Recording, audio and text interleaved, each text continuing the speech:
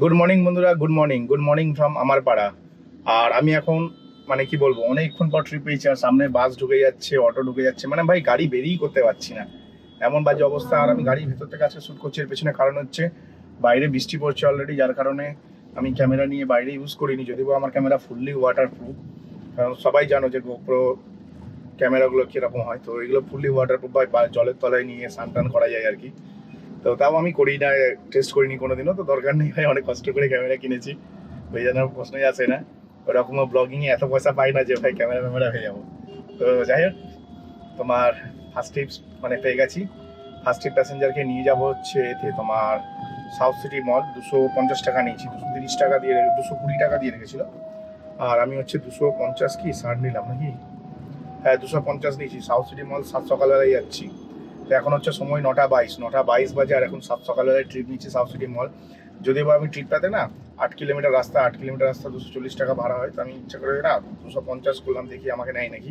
দেখলাম first request পাঠালাম, first রিকোয়েস্টই accept হয়ে গেল, মানে আজকের দিনে এটাই আমার ফার্স্ট রিকোয়েস্ট পাঠানো ছিল।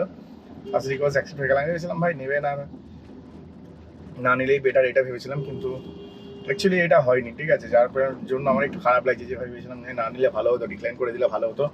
কারণ সাউথ সিটিটা অফ সাইড এই কারণেই বলছি, কারণ ওখান থেকে না ঠিকঠাক ভাড়া পাওয়া যায় না। এবার আমি এখন তো চলে যাচ্ছি, জানি না আদৌ ভাড়া পাবো কি পাবো না, তো গেলে বুঝতে পারবো। তো চলো সোজা হচ্ছে প্যাসেঞ্জারকে পিক আপ করে সাউথ সিটি যাই। আমি এখন যেই জায়গাটিতে আছি এটা হচ্ছে কি বলবো, সাউথ সিটি মল। হ্যাঁ, সাউথ সিটি মলের পাশে এসেছি। সাউথ সিটি মলের কাছে এসে আগের দিন তো 500 টাকা রেখেছিলাম তেল ভরবো বলে, আর ফার্স্ট ট্রিপে 250 টাকা পেয়েছি। তো টোটাল 750 টাকা তেল ভরার কথা, কিন্তু আমি আরও 3 টাকা বেশি দিয়ে 753 টাকা তেল ভরেছি গাড়িতে। 753 টাকা তেল ভরে নিয়েছি।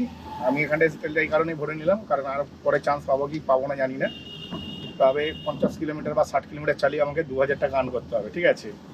65 কিলোমিটার অবধি আমার কাছে টাইম আছে 2000 টাকা আর্ন করার জন্য। এবারে 65 কিলোমিটার মানে বুঝতেই পারছো, 10-12 কিলোমিটার এমনি চলে যাবে। তো জানি না কত কি আর্নিং করতে পারবো। তো এখন দেখা যাক, প্যাসেঞ্জারকে পিক আপ করি। এখন একটা ট্রিপ পেয়ে গেছি, এখন যাচ্ছি হচ্ছে আমি নিয়ার অ্যাবাউট ওই এর কাছে বলতে পারো, ঢাকা কালীবাড়ির কাছে যাচ্ছি। ওখান থেকে একটা প্যাসেঞ্জারকে নিয়ে 2 কিলোমিটার যাব, কিন্তু এখান থেকেও ভাড়া নেই। যে সমস্ত ভাড়াগুলো আছে সবই বাইরের দিকে বলতে গেলে ওই ধরে নাও তোমার এর দিকের ভাড়া, কিসের বলে এটা, সমস্ত ভাড়া ধর্মতলার দিকে। যার কারণে এই সমস্ত ট্রিপগুলো না নিয়ে আমি একটা ট্রিপ নিয়েছি, ছোট্ট ট্রিপ, 2 কিলোমিটার 2.5 কিলোমিটার নিয়ে যাবো, 140 টাকা ভাড়া। এর আগে এরকমই আর একটা ছোট্ট ট্রিপ পেয়েছিলাম, কিন্তু ভাই প্যাসেঞ্জার অ্যাকসেপ্ট করেনি আমাকে, কারণ একটু আমি অ্যামাউন্টটা বেশিই নিই মানুষের কাছ থেকে, সেই জন্য অ্যাকসেপ্ট করেনি, বেসিক ব্যাপার। তো ঠিক আছে, অ্যাকসেপ্ট করেনি কোনো ব্যাপার না। জানলা খুলে গাড়ি চালাচ্ছিলাম, হঠাৎ করে মাথায় এলো জানলাটা খোলা আছে, গরম লাগছে। তো যাই হোক, মানে পার্কিংয়ে গাড়ি ঘোরালাম, তো গাড়ি ঘুরে সবাই সাউথ সিটি মোড়ের সিগন্যালের সামনে এসেছি, সবাই না সাউথ সিটি মোড়ের সিগন্যালের সামনে এসেছি। তো চলো প্যাসেঞ্জারকে পিক আপ করে নিই, নেক্সট ব্যাপার কথা হচ্ছে। প্রায় 1 ঘন্টা 15 মিনিট পর ট্রিপ পেলাম। হ্যাঁ, 1 ঘন্টা 15 মিনিট পর ট্রিপ পেলাম, তাও কিনা 110 টাকা। বুঝতে পারছো, 1 ঘন্টা 15 মিনিট বসার পরে নাকি 110 টাকা ট্রিপ পেলাম। 1 ঘন্টায় 300 টাকা লস, 15 মিনিট মানে আরও 100 টাকা লস, 400 টাকা লস করার পরে নাকি 110 টাকা ট্রিপ পেলাম। তাও কি এখান থেকে যেই অ্যামাউন্ট দিচ্ছে ওই অ্যামাউন্টে নিতে হবে, যদি তুমি না নাও তাহলে আর তোমায় ট্রিপ নিতে হবে না, বাড়িতে গিয়ে ঘুমিয়ে পড়ো, এরকম হচ্ছে ব্যাপার। তো কী করবো এই ভেবে ভাবলাম ঠিক আছে চলো, মানে 2 কিলোমিটার যাবে, 110 টাকা দিয়ে রেখেছে, 2 কিলোমিটার ট্রিপ 110 টাকায় করে নিই, কারণ এটা প্রফিটেবল ট্রিপ। তাও এই ভেবেই এই ট্রিপটা নিয়ে নিলাম। আর এখন আমি যাবো হচ্ছে যোধপুর পার্ক। হ্যাঁ, যোধপুর পার্ক যাবো, তাই ভাবলাম চলো চলে যাই যোধপুর পার্ক, তারপরে দেখা যাবে যা হবে।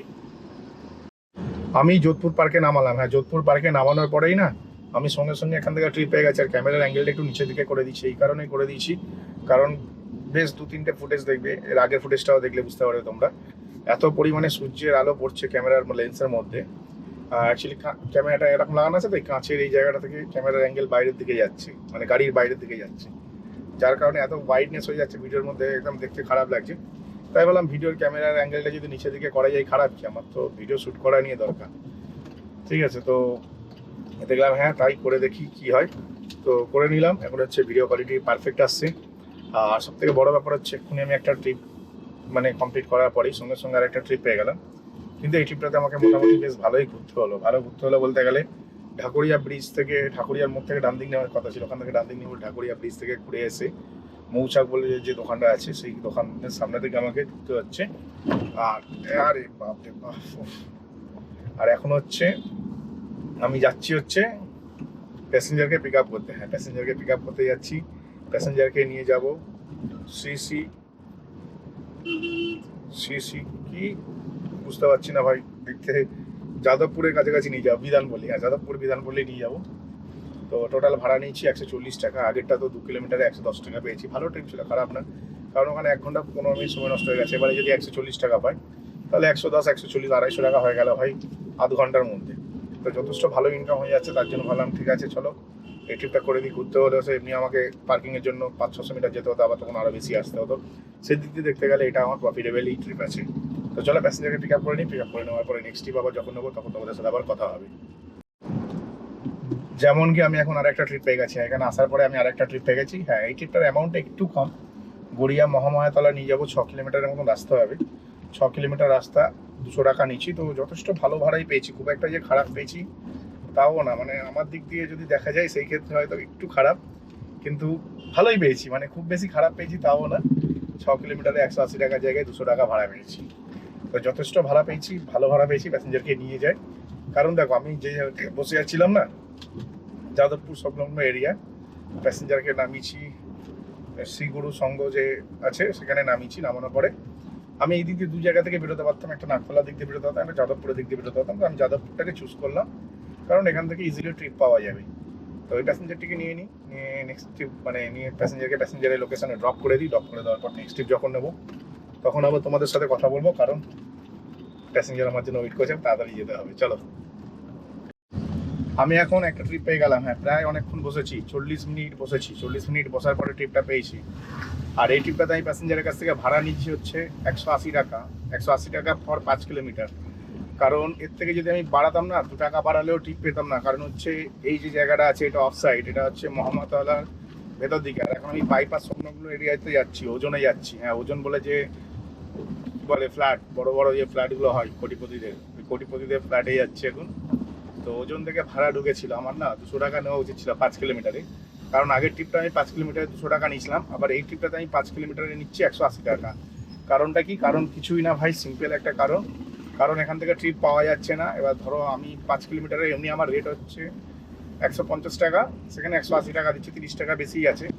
সেই ক্ষেত্রে যদি আমি 20 টাকা বাড়াতে যেতাম সেই ক্ষেত্রে আমি আর ট্রিপটা পেতাম না। তাই ভাবলাম এটা নিয়ে চলে যাই, বেশি ভাবনা চিন্তা না করে এখান থেকে বেরোনো যাক। আমি বেশি ভাবনা চিন্তা না করে এখান থেকে বেরিয়ে গেলাম। এখন হচ্ছে আমি চলে এসেছি বাইপাসে, হ্যাঁ বাইপাসে চলে এসেছি। চলো প্যাসেঞ্জারকে পিক আপ করে নিই। আমাকে তোমরা অনেকেই জিজ্ঞেস করো যে দাদা তোমার খাওয়া দাওয়াটা দেখাবে, তুমি কি করছো না করছো সেটাও দেখাবে। সবার আগে তোমাদের বলে দিই, আমি হচ্ছে যখন ফ্রি টাইম বসে থাকি তখন হচ্ছে নেটফ্লিক্সে দেখো, ভালো করে দেখো, এটা নেটফ্লিক্স, ঠিক আছে? তো নেটফ্লিক্সে বসে বসে মুভি দেখি, হ্যাঁ নেটফ্লিক্সে বসে বসে মুভি দেখি।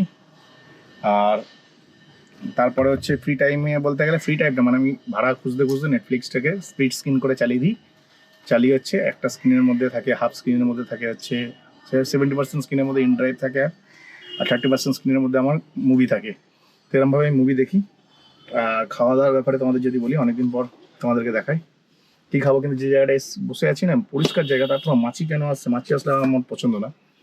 এই হচ্ছে আলু ভাজা, ডিম ভাজা,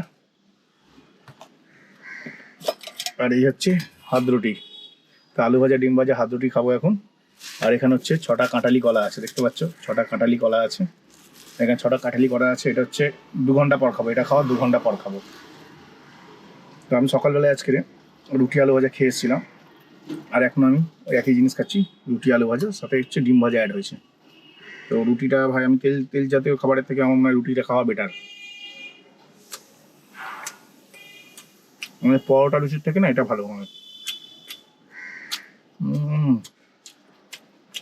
তো চলো ঝটাপট খেয়ে নিই, তারপর কথা বলছি পরে।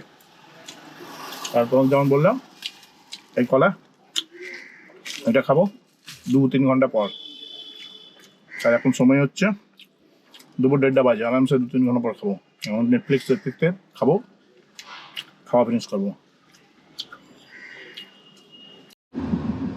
আমি হচ্ছে প্রায় 1 ঘন্টা বসার পরে টিপ পেলাম, হ্যাঁ এখন হচ্ছে প্রায় 2:15 বাজে। 2:15-তে ট্রিপ পেয়েছি আমি, এখানে 1:15-20 নাগাদ এসেছিলাম, আর 2:15-তে ট্রিপ পেয়েছি।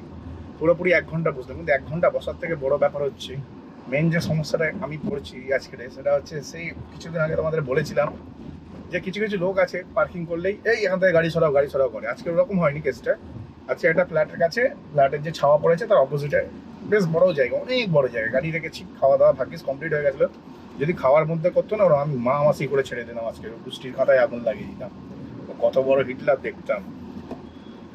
আরে কিছুই না ভাই, আমি গাড়ি পার্কিং করে ছাওয়াতে বসে আছি, লোকটা গাড়ি নিয়ে এলো, এই গাড়ি সরাও। সিকিউরিটি গার্ড আছে বিল্ডিং এর, গাড়ি সরানোর জন্য। আমি বললাম ভাই এটা কি ওর পার্সোনাল প্রপার্টি? তো মানটা তো শুনতে পাইনি, গাড়ির ভেতরে ছিল। আমি চাইছিলাম ও যেন শুনতে পাক আর ক্যাচড়াটা হোক, তারপর আমি দেখাতাম ওকে আমি কি করতে পারি। আমি তো ব্যাপারটা হচ্ছে আমাকে গাড়ি সরাতে হবে, আমি একটুখানি গাড়িটা সরিয়ে দিলাম। সিকিউরিটিকে পরিষ্কার বলেছি ভাই এটা তোমার প্রাইভেট প্রপার্টি না যে তুমি এখান থেকে গাড়ি সরাও, আমি গাড়ি রাখবো। মামার বাড়ি আবদার নাকি যে আগে আসবে সে রাখবে? আপনাদের যদি গাড়ি রাখার জায়গা হয় ফ্ল্যাটের ভেতরে রাখুন। তখন হচ্ছে সিকিউরিটিরা বলছে না একটুখানি সরিয়ে দাও। তখন আমি ঠিক আছে চলো একটুখানি সরিয়ে দিই, ক্যাচরা করবো না। কিন্তু এই জিনিসগুলো না একদম ভালো না। কারণ হচ্ছে একজন মানুষ একটা ফ্ল্যাট কিনে সে মনে করছে ওই পাড়ার হিটলার হয়ে গেছে। হ্যাঁ এটাই সত্য, সে মনে করছে ওই পাড়ার হিটলার হয়ে গেছে, বা ওই ফ্ল্যাটটা কিনেছে, ওই ফ্ল্যাটের যে ফ্রন্ট পজিশনে যে রাস্তাটা ওনার পার্সোনাল প্রপার্টি হয়ে গেছে। পরিষ্কার বলেছি এটা পার্সোনাল প্রপার্টি না, আপনার একটু শান্তি রাখুন। তো যাই হোক এরমভাবে একটু ঝগড়াঝাটি হলো, মাথাটা গরম হয়ে গেল। তার মধ্যে আরেক বোকাচোদা এসছে, বড় মাপের বোকাচোদা, ওই ইউনিয়ন করে।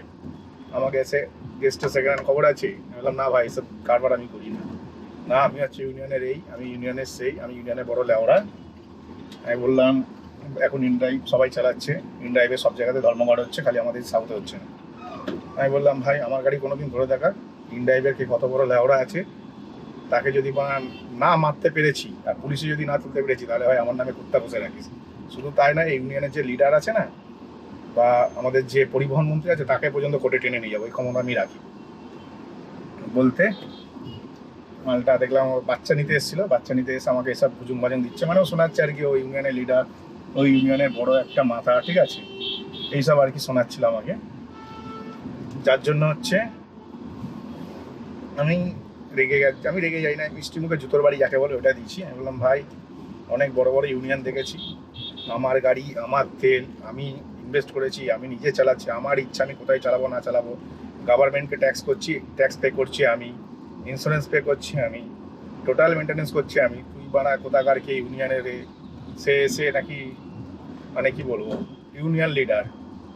তাহলে ইউনিয়ন লিডারের পয়সায় গাড়িটা কিনতাম, লিডার যা বলবে তাই শুনবো।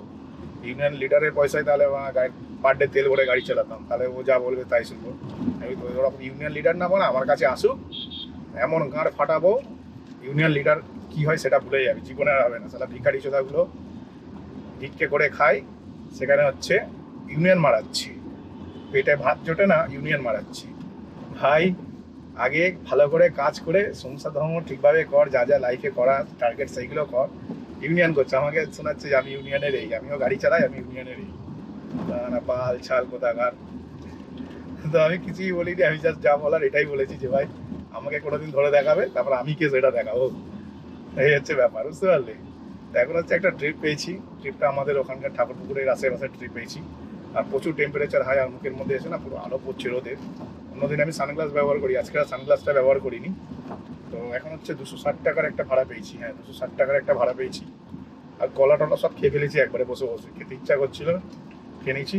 রবীন্দ্রনাথ টেগোর রোড নিয়ে যাবো, পূর্বাচল ঠাকুরপুকুর। তো পূর্বাচলের দিকে যাচ্ছি, মনে হয় খালপাড়ের ভেতর দিকটাতে যাবো, মানে আমার বাড়ির কাছাকাছিই যাবো। কিন্তু আমি পিক আপ করতে যাচ্ছি অনেকটা দূর থেকে, কারণ আমি এখানে 1 ঘন্টা বসে বসে বিরক্ত হয়ে গেছি। আমি নর্মালি 1 কিলোমিটার যাই, এটা 2 কিলোমিটার যাচ্ছি, তার বদলে আমি ভাড়া নিয়ে নিচ্ছি 260 টাকা ভাড়া নিয়েছি। প্যাসেঞ্জার যাবে 8 কিলোমিটার রাস্তা, 240 হয়, 20 টাকা বেশি নিয়ে নিচ্ছি পিক আপের জন্য। তো চলো এই প্যাসেঞ্জারটাকে পিক আপ করে ট্রিপটা কমপ্লিট করি, নেক্সট ট্রিপে আবার কথা হচ্ছে। আমি এখন বাড়ির দিকে চলে যাচ্ছি। হ্যাঁ এখানে অনেকক্ষণ বসেছিলাম, প্রায় 20 মিনিট সময় নষ্ট করলাম, সময় নষ্ট করে চলে এলাম খালপাড়ে। আর এখন একটা ভাড়া দেখতে পাচ্ছি 160 টাকা করছিলাম বলে আমাকে রিজেক্ট করছিল, 152 টাকার ভাড়া ছিল, 152 টাকার ভাড়া ছিল, ঠিক আছে, 60 টাকা করছিলাম বলে রিজেক্ট করছিল। তো এখন আমি 152 টাকাতেই নিয়ে যাবো বলছি, এখন আর প্যাসেঞ্জারটা যেতে চাইছে না। আর এর আগে আমি আরও 2টো ট্রিপ পেয়েছিলাম, একটা ট্রিপ বাদ দাও ভাড়া কম ছিল, আর একটা ট্রিপ এক্ষুনি পেলাম যেটা আমার লস হয়ে গেল হাত থেকে। আমি যেখানে দাঁড়িয়েছিলাম সেখান থেকে পেয়েছিলাম 278 টাকা যাবে লেগ মার্কেট। তো লেগ মার্কেটের লোকেশনটা ভালো না, কিন্তু ট্রিপটা খুব ভালো ছিল, কারণ 8 কিলোমিটার রাস্তা 278 টাকা দিয়েছিল, যথেষ্ট ভালো অ্যামাউন্ট দিয়েছিল, কিন্তু লস করে ফেললাম। তাই বললাম বাড়ি চলে যাওয়া যায়। আর এখন অবধি আমি ইনকাম করেছি 1280 টাকা, যার মধ্যে কোম্পানি কেটেছে 124 টাকা, আর আমার বেঁচেছে 1155 টাকা। এর মধ্যে আমার খরচা কত হয়েছে, 255 টাকা তেল নিয়েছি, তাহলে আমার বাঁচে 900 টাকা। তো টোটাল এখন অবধি ইনকাম করছি 900 টাকা। তো ভিডিওটা এখানে শেষ করলাম, আবার আমি সন্ধ্যাবেলায় কাজে বেরোবো, সেটার একটা আলাদা ভিডিও বানাবো। তো ভিডিওটা এখানে শেষ করলাম, ভিডিওটি কেমন লাগলো অবশ্যই জানাবে, চ্যানেলটিকে লাইক করবে, সাবস্ক্রাইব করবে। তো চলো টাটা, বাই বাই।